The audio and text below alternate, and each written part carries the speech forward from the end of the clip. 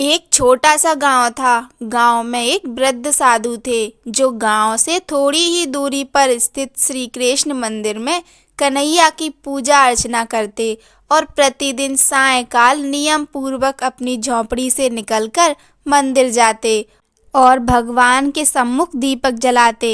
उसी गांव में एक नास्तिक व्यक्ति भी रहता था।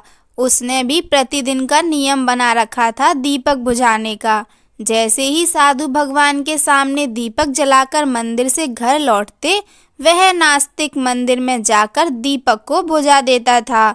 साधु ने कई बार उसे समझाने का प्रयत्न किया, पर वह कहता, भगवान है तो स्वयं ही आकर मुझे दीपक बुझाने से क्यों नहीं रोक देते।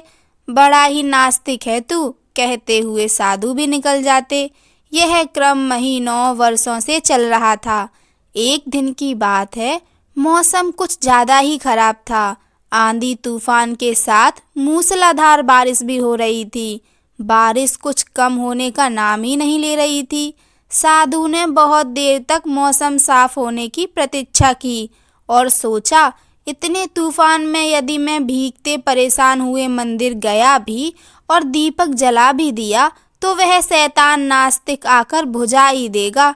रोज ही बुझा देता है। अब आज नहीं जाता हूँ, कल प्रभु से क्षमा मांग लूंगा। वैसे भी भगवान कौन सा दर्शन ही दे देंगे।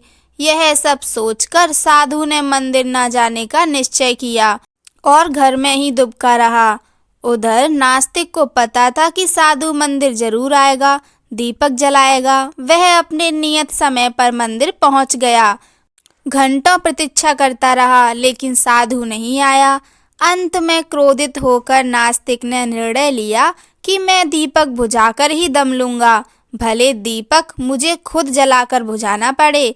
यह सोचकर उसने वहां रखे दीपक में घी भरा और उसे जला दिया। बस फिर क्या था, भगवान उसी समय प्रकट हो गए। बोले, उस साधु से भी अधिक श्रद्धा और विश्वास तुम्हारे अंदर है।